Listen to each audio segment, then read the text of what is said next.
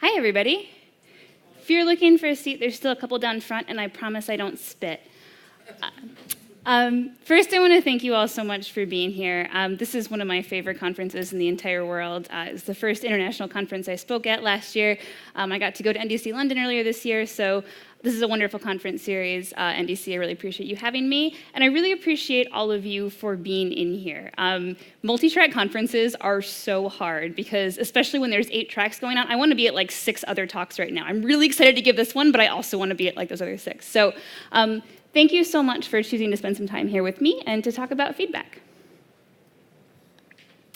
This is me.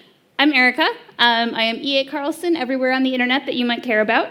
I am a software engineer. I started out as a web developer, was a back-end Java developer, primarily an iOS developer these days, and I work at a wonderful little company called Detroit Labs in Detroit, Michigan. We make primarily iOS and Android applications, and we're a mobile consultancy. So my primary job there now actually is not just to write code anymore. My big job is to run our apprenticeship and training programs. We created our apprenticeship program about 3 years ago when we were having a hard time hiring enough mobile developers. I always say this, mobile developers can get paid a lot of money, and they can get paid a lot of money to work somewhere that it's not winter 9 months out of the year. So we were struggling to hire enough people. And we thought, okay, teaching and learning is a huge part of our culture. It's a huge part of who we are, what we do every day. What if we could hire people who have all the things that we look for in developers? They have curiosity, grit, persistence, a love for learning, collaborative skills. And they just don't know how to be developers yet. And so we did. We hired 10 of those people, and we created a 3-month program to train them to become developers. We paid them during the program. We hired them as full-time team members at the end. And I think we hired 6 out of that first group of 10.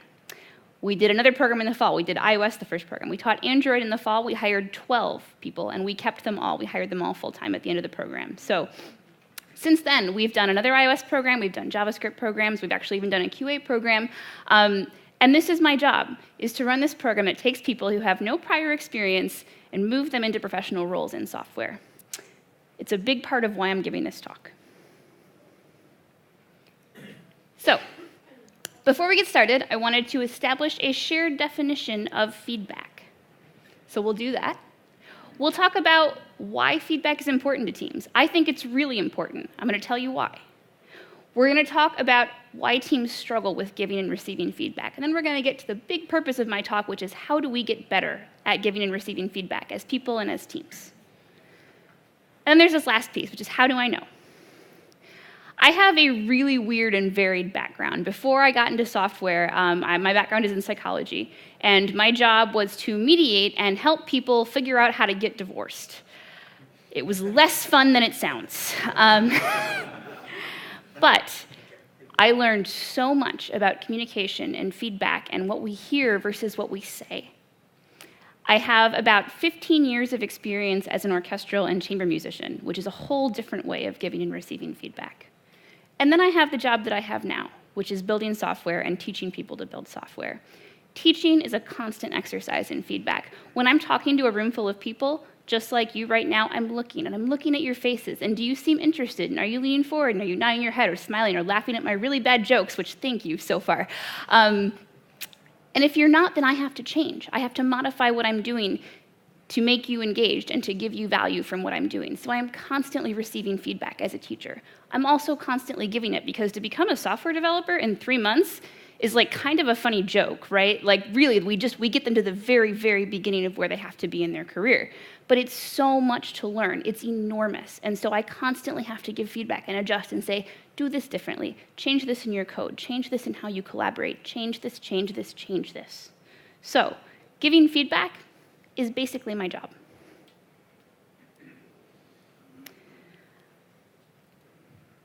One more thing before I jump in here. This is a talk about what I've learned, which is a lot from all those different contexts over all of those years. But what I've learned works for me, and sometimes doesn't, and might work for you, and sometimes might not. So I would encourage you with this talk to do what I would encourage you to do with feedback, which is take what's useful to you and leave the rest.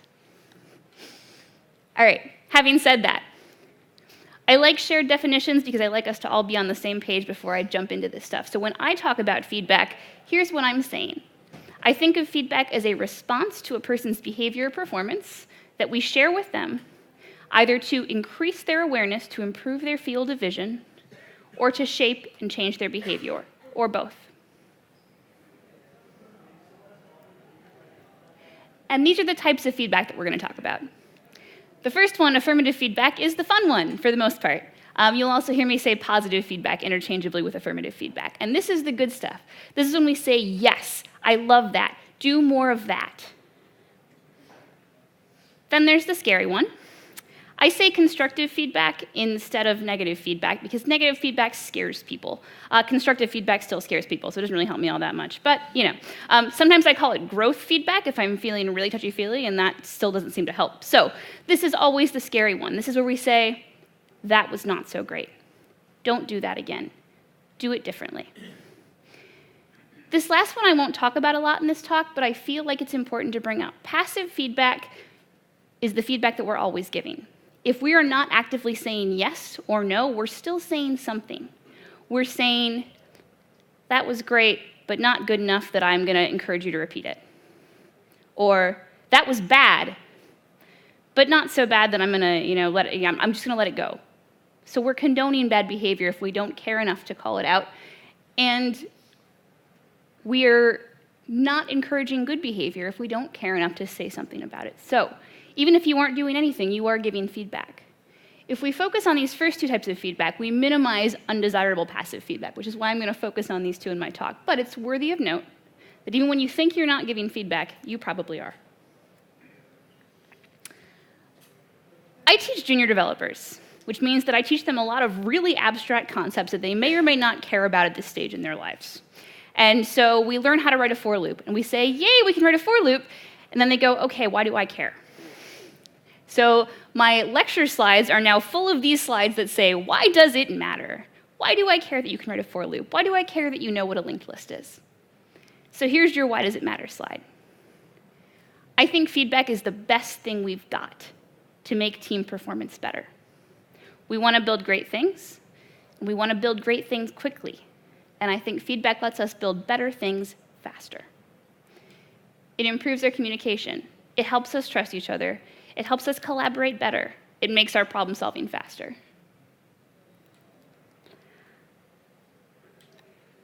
I think about problems in kind of two big categories. I think about problems in terms of mosquito problems and monster problems.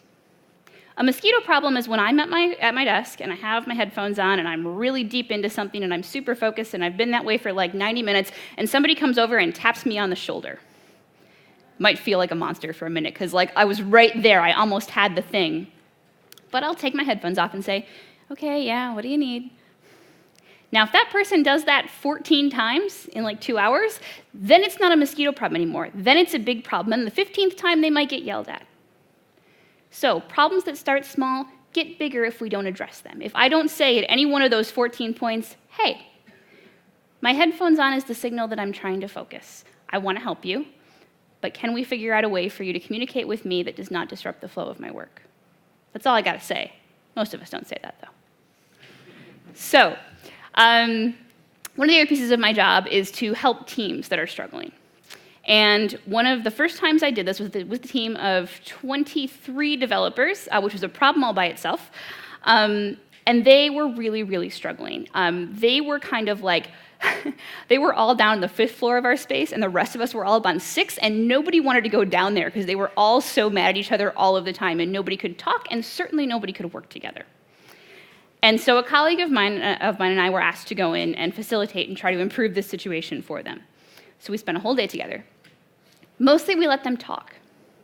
And as they talked, and as they told us about the problems they were having, the challenges they were encountering, every time somebody would tell a story, all I could think was, this would not even be an issue right now if it had been addressed the first time, or the second time, or maybe even the 17th time. We were at the 85th time by this point, so we were way past the point of helpful intervention. But feedback helps those little problems not become big, big, toxic, scary problems that damage your team.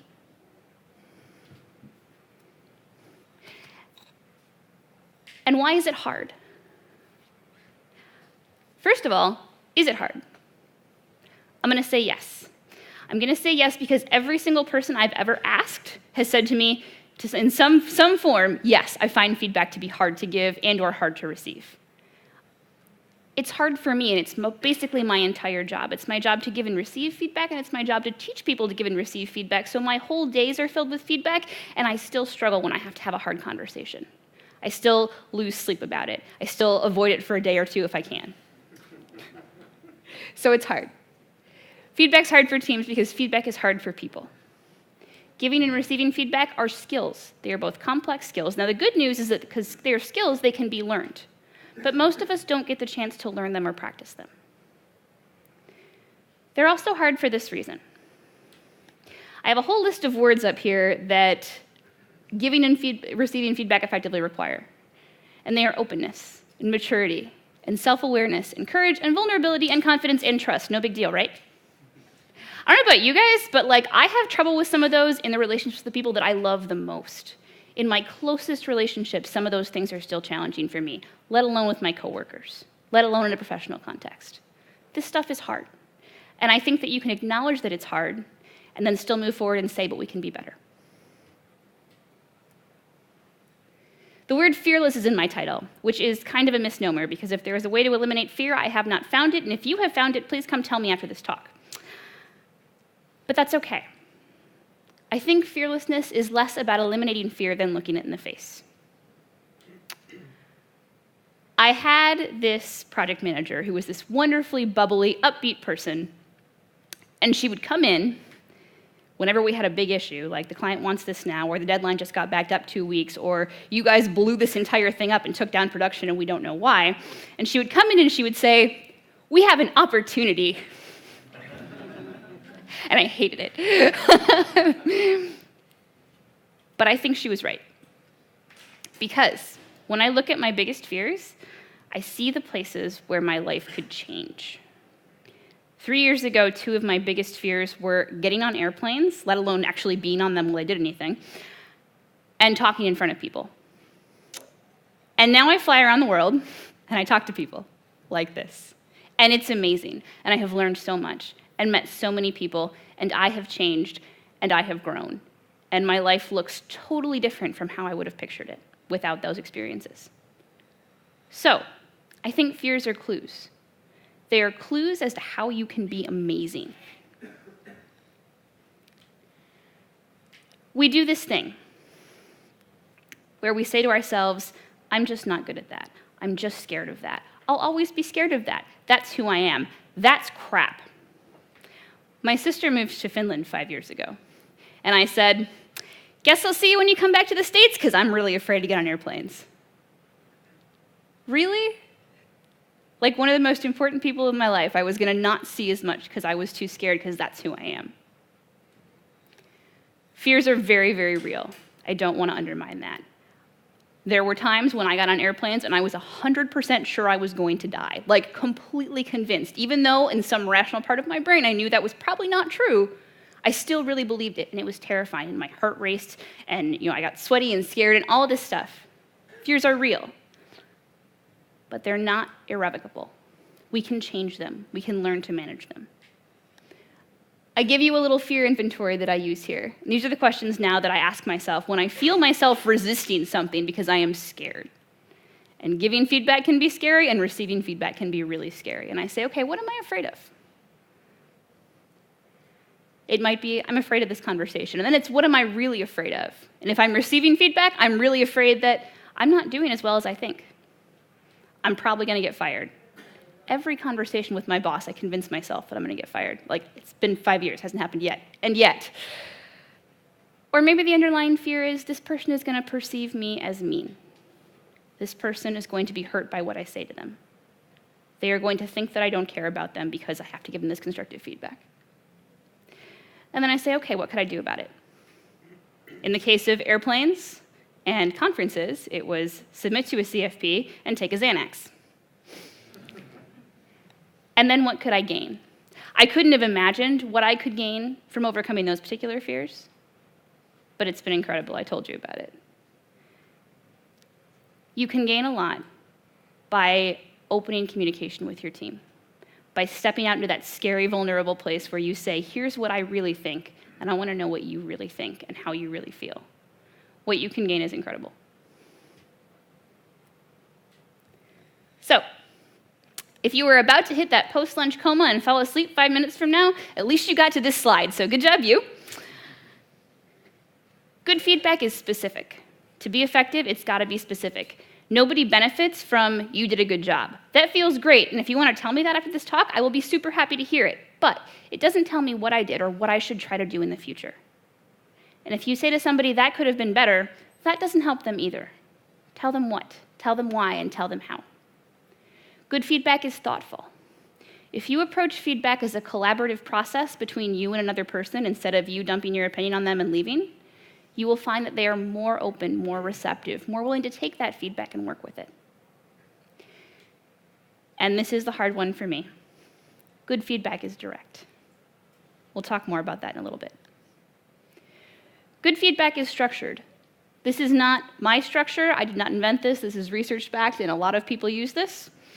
But the structure is this. We name a specific situation. We name a specific behavior, or several. And we say, here is the outcome of that behavior in that situation. So here's something that I might say to a client project manager. Hey, we were on that phone call today, and you told the team that our demo was really great, and you told us how it was really great, and that really inspired the team, and they are going to give you killer demos from now on. Yay, for everybody. And here's constructive. In that meeting yesterday, I felt like every time I opened my mouth, you kept interrupting me or talking over me. And that was frustrating and hurtful. So these are pieces of feedback, affirmative and constructive, where we give a specific situation, we name a behavior, and then we say the outcome.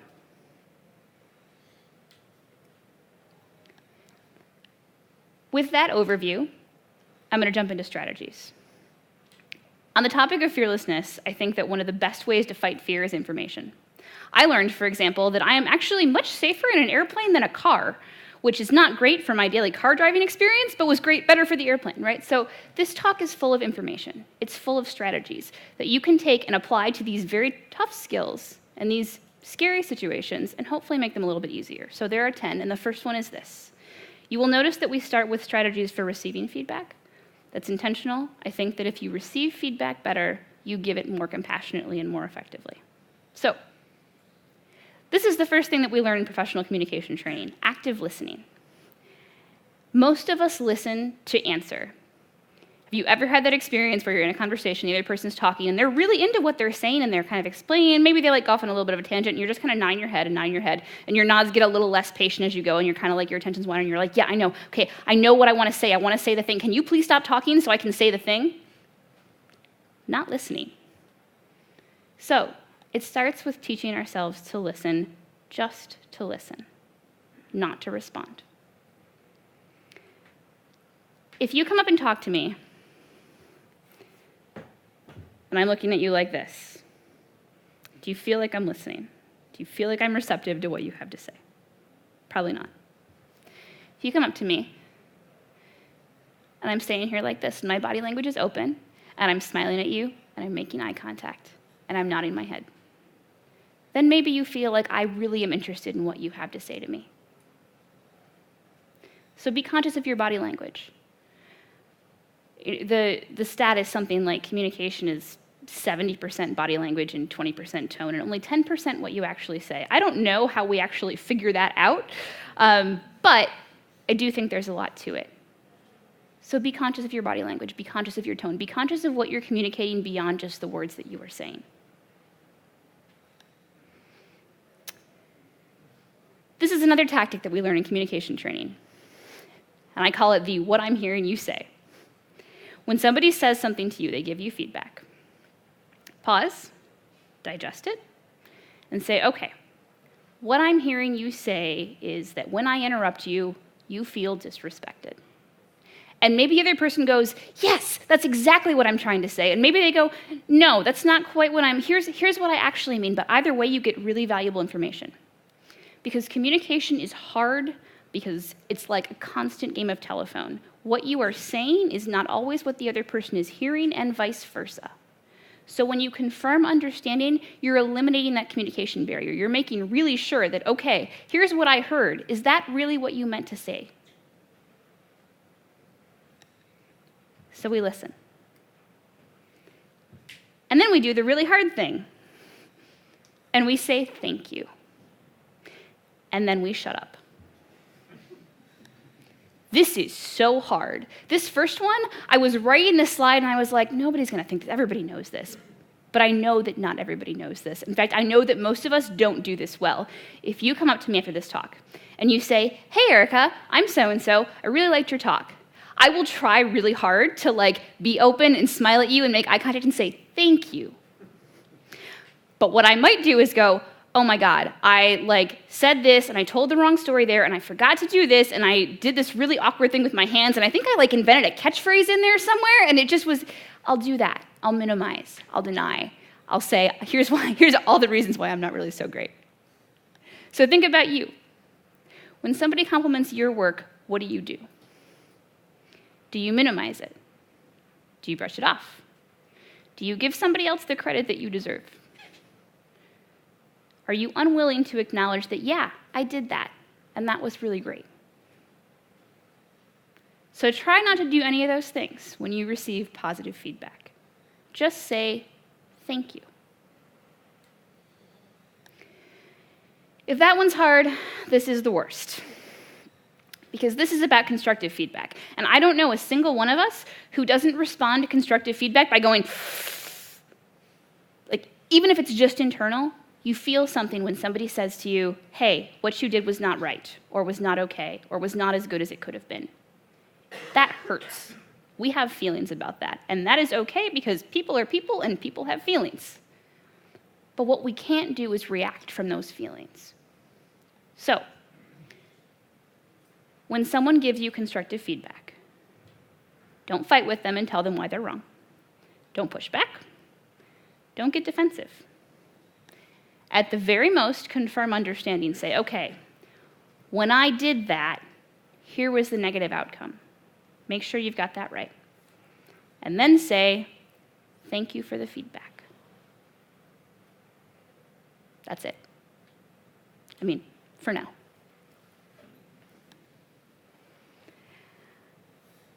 You can respond, but do it later. When we get constructive feedback, most of us have feelings about it, and that is fine. Imagine that you just had a meeting with your manager, and you are not going to get that promotion or that raise or more direct reports or more time to work from home or whatever it was that you were asking for because they want you to improve a couple of things before that happens. Your manager said, well, you're doing some things right, but here's thing 1, 2, 3, and 4 that I want to see get better before you can have that thing that you want. And you manage to suck it in and say, okay, thank you for the feedback. I'm gonna go and consider this. And you start walking back to your desk, and in your head you think, but she didn't understand. She's missing half the story there, and she has no idea that when I did that, I was actually covering for so-and-so, and here was my logic. And in fact, I think if she considered this, she'd realize that I was really in the right. And maybe she's just having a bad day. Actually, I don't think she likes me anyway. Maybe she's jealous of me. And that's all before you get back to your desk. We have feelings, and we don't typically respond well when we are in an emotional place. So,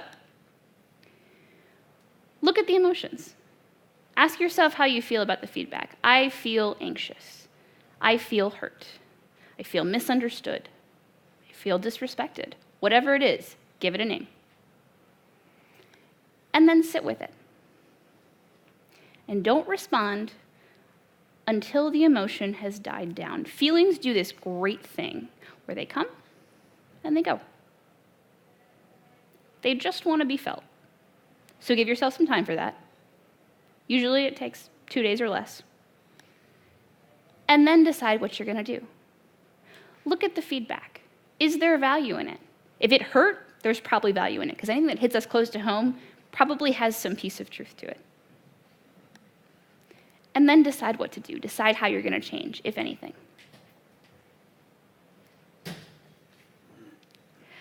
This is one that I've been working on for the last year and that my entire team has been working on for the last year or 5.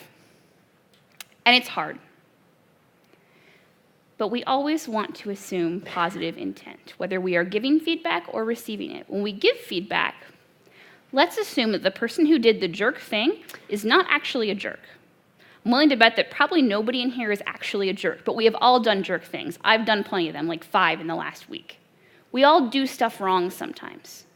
It doesn't make us bad people. And so when somebody does something wrong and you give them feedback about it, you are not judging them for being a bad person. You are saying, this particular thing you did was not great. And I'm going to assume that you didn't do it because you're a bad person. I'm going to assume you did it because you're a good person who made a mistake. And when you receive constructive feedback, the other person is probably not giving you constructive feedback because they hate you and want to ruin your day. They are probably giving it to you because they care about you, see a lot of potential in you, and want you to be better. When you say thank you for the feedback, you are thanking the other person for their positive intent. That same project manager liked to say, feedback is a gift. Hated that too. But it is. It absolutely is. It's somebody taking time to consider the work you did, see the value in it, and tell you that that was good. On the flip side, it is somebody taking the time to think about what you did, how you could do it better, getting over the scary piece of giving feedback and saying to you, here's how you can grow. Either way, that's worth thanking that person. Be specific. I talked about this earlier, but it deserves its own slide because it's really, really, really important. When you give feedback, name actions and behaviors. And this is important because we are not giving feedback about who somebody is. We are giving feedback about what they did. We care about behavior. We are not focused on character. We are not saying you were a jerk in that meeting. We're saying you did this, this, and this in that meeting. So, name actions. Quote the person directly if that seems like the right thing. Say, you said these words, and here is the impact that had. Like I said, generic feedback, if it's positive, feels nice. But it doesn't do a lot for the other person. So, if you say to somebody, boy, you did a good job, and then walk away, they're probably going to feel good for a second, but it's not going to change their behavior. But if you say, you did a good job, and here is why. You were engaging. That story you told brought the point home. It was fun to listen to you. They go, okay, I should remember to tell that story in the future. Stay engaged with my audience and show how much I care about this topic because that gets people interested. I also don't think you should try to do too much at once. Unless you're dealing with behavior that is destructive or dangerous, focus on incremental changes. When you give somebody feedback before you go into that meeting, think to yourself, okay, when this person leaves the meeting, if somebody else asks them, hey, what was that meeting about? They should say, it was about how I interrupted meetings. So you should be that specific. That should be the feedback, and that's what they should take out of that meeting.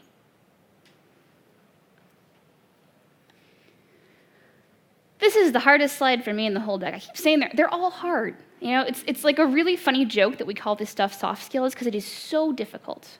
But it's great that they're skills because skills are things we can learn. So this is the hardest slide for me because I think of myself as a nice person. And I'm trying to stop doing that.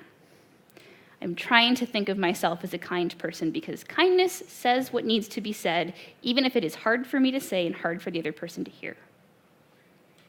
When we give difficult feedback, we have to let it land.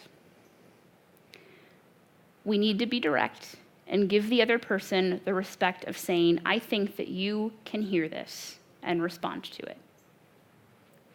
It sucks. It never feels good. So just like put that in your head and know that when you have to have those conversations, they are not going to be fun and they are not going to be easy and they are going to feel really bad.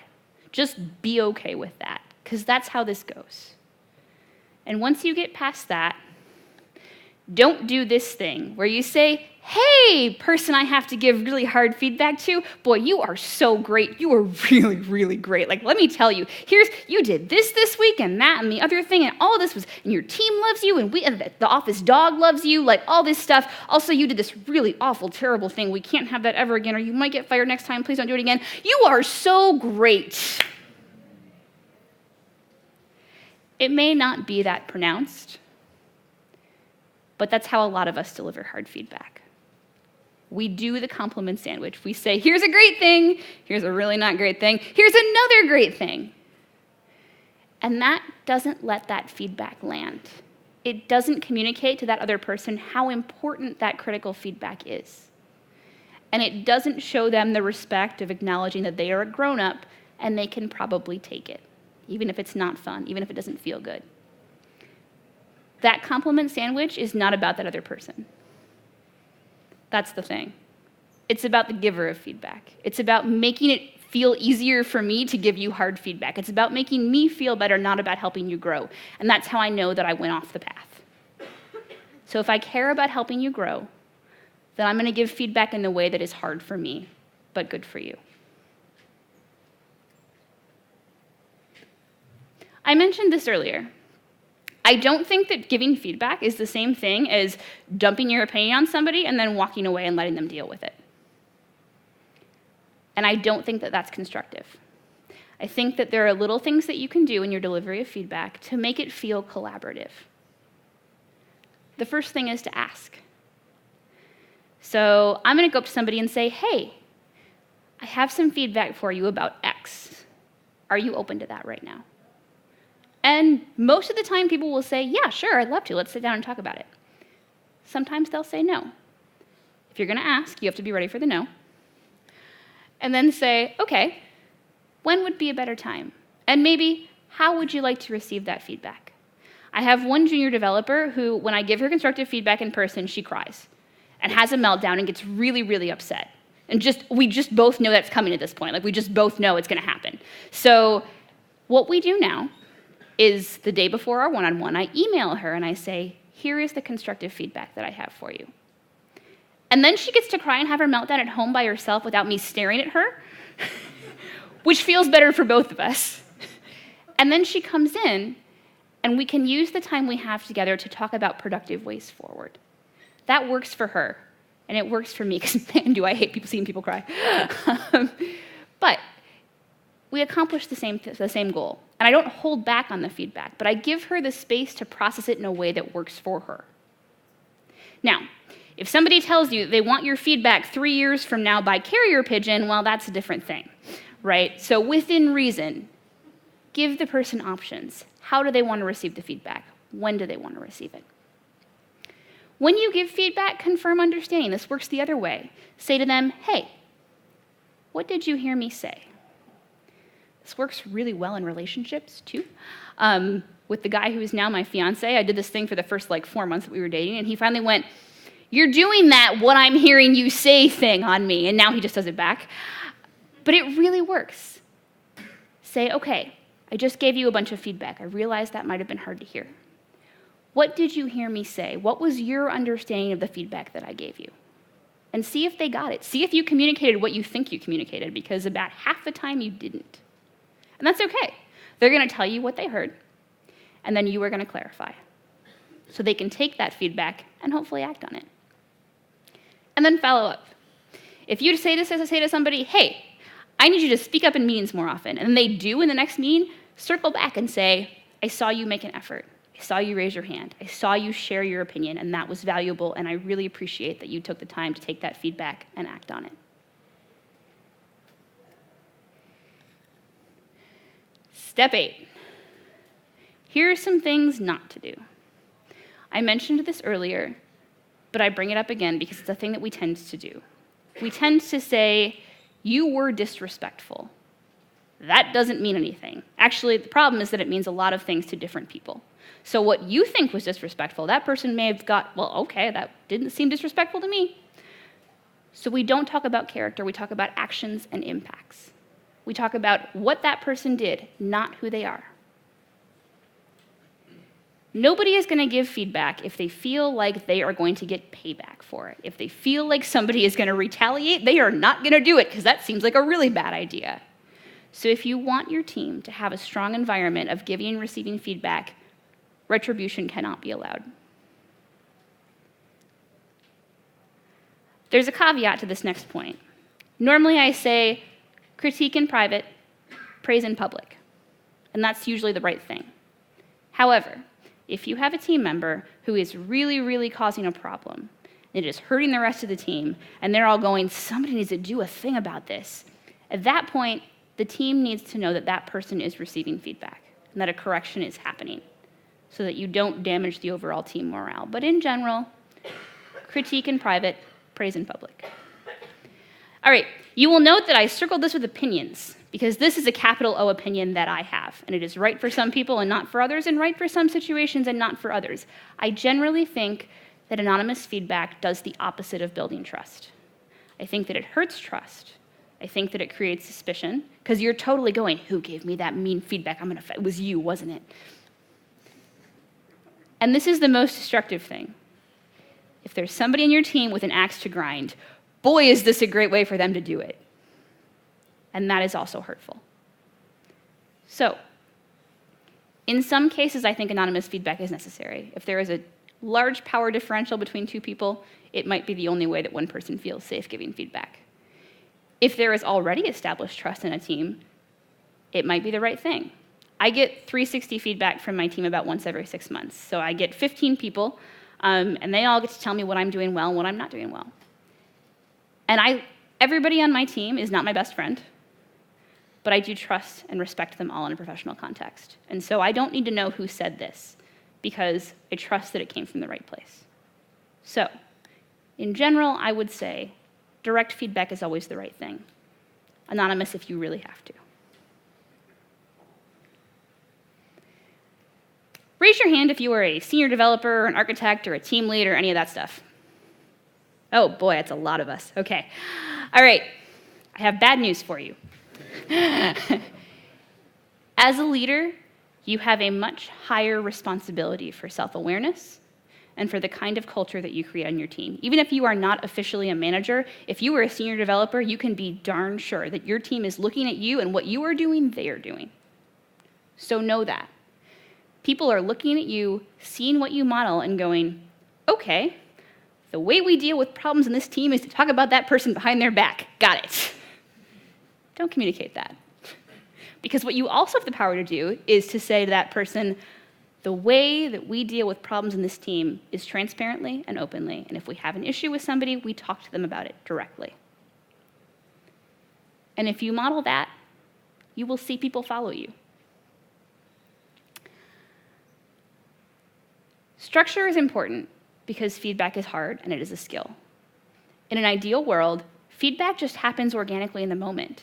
You're pairing with somebody and you're going da-da-da-da-da, and they make a joke and you go, that was not super okay with me. Can we maybe not make jokes like that anymore? And they go, oh gosh, I'm sorry, I won't do that again. And then you move on and everybody's fine. That's really hard to get to that point, like deceptively hard to get to that point. So until we get there, we build in practices. Here are some of the ones that my team uses. We do mutual one-on-ones. So I meet with the apprentices and I say to them, here is my affirmative feedback for you. Here is my constructive feedback. What do you got for me? I have to earn the trust for them to do that because they're going to go, oh God, if I say a thing that makes her feel bad, she's going to get mad at me and I'll probably get, right? I can't have that. So I have to build trust if I want mutual one-on-ones, if I want true feedback to come back from somebody who is on my team. But it is incredibly effective when it works. We do peer feedback exercises when we first learn how to do this. I sit them all down in pairs and I say, look that person in the eye, use open body language, use situation, behavior, impact, and say a good thing to them. And they all giggle and get awkward, and then they practice it. And we do that for a few weeks. We just do positive feedback because it's a little bit easier and less scary. And then one day I say, okay, now take 60 seconds and really think about it, and now give your partner some constructive feedback. Just one piece. It can be something that's not even that big of a deal, but use the structure and give it a try. And you practice giving, and they practice receiving, and then you switch. It feels a little bit silly, but it's a skill. and skills need practice, or we don't develop them, or they deteriorate. And we do team retros. So we all get together and we all say, okay, what did we as a team do well? What did we not do well? And what do we want to change? And all of these are feedback practices. They let all of us practice and build these skills so that hopefully when the moment comes and something happens and somebody goes, oh gosh, I have to respond to that because that was not okay, they feel strong enough to do it because they have had that practice and they have built that trust. Structure is scaffolding. And hopefully it gets you to that point where the feedback just happens, where it's a constant exchange. And then that is the point where that feedback is a tool that makes your team better. I just said this a bunch of times, but I'm going to say it again on its own slide. This is the only way to get good at this. And it is much better to practice before you really need the skill. The first time I had to have a really, really difficult conversation with somebody, I was firing them. And I did it so badly that they did not understand they were being fired. It's a true story. So, the next time that I had to fire somebody, I got in a room with one of my colleagues, and she said, you fire me. You fire me 10 times, and you're not leaving this room until you do it. And it was really awkward, and I hated it, and I cried a couple times, and then I had to practice and change the things that I said. But I walked out of that room, and I went into the other room, and I let that person go, and it sucked, and it was horrible, and I hated it, but I did it, and I did it effectively because I had practiced. So maybe you find a teammate or a friend and say, hey, I want to get better at giving and receiving feedback. How about you? And they probably will say, yeah, me too, that's the worst. And you say, okay, let's practice together. Maybe you find somebody that's already really good at this. Maybe there's a senior dev on your team who gives really good feedback. Maybe you have a great manager. I've been working with a coach for the last year, and it is the best money I've ever spent. And I have gotten better at feedback because of the lessons I've learned from her. So you find somebody to coach you. Maybe you get your team together and you say, hey, our organization is not good at feedback. What if our team figures out how to be better? And then we can share that knowledge with the rest of the org. Or you can go to your boss and say, hey, I think our team could benefit from better feedback practices. Can we bring somebody in to teach us? Lots of ways to practice. I'm not going to go through all these questions because there's a lot of them, but I wanted to share this resources with you. This is something that I do about every 3 months with myself when I want to know how I'm doing in the feedback department. This is a great question.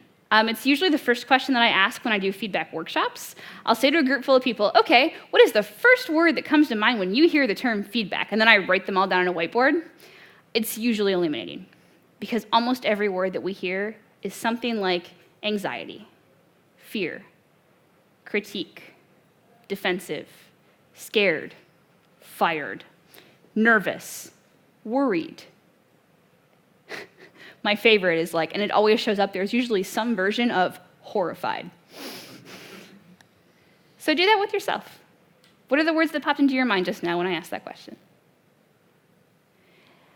How do you feel about giving positive feedback? This is probably the easiest thing for most of us. It's fun to tell people that they did a great job and how they did. That's the best part. And then, how do I feel about receiving? Same thing with constructive feedback. Where do I need to get better? Am I getting enough feedback for me to improve? Am I giving enough feedback for my team to improve? What am I avoiding? Because there's almost always something or someone. And then what should my next step be? Again, I do this about every 3 months. It helps me a lot to know where I am, where I need to get better, and how to get there. And I have a couple of specific challenges for you to take home to your team this week. So when you go back on Monday, everybody says, what did you learn at NDC Oslo? You can start with one of these. The first one is so easy and fun. Think about somebody in your team who does some great stuff. Go find them and tell them why the stuff they do is great. If you want to make it a little harder, pick a teammate and say, hey, I'm trying to grow. What's something that I do well? And what's something that I could do better? I suggest doing this over email to give them time to think about how to respond, and then to give you time to process when they email you back. This is something my team does that we really love. We have a channel in Slack. It's called Thanks, and the whole point of that channel is to shout out and say, hey, so-and-so did this really awesome thing, and we appreciate them. It's a really fun, happy place on Slack to be. And the last one is the hardest. So if you raised your hand when I said who's a team lead, this is for you. Go talk to your team. Ask them, do you think that we are using feedback as well as we could as a tool to be better? And if not, how could we get better?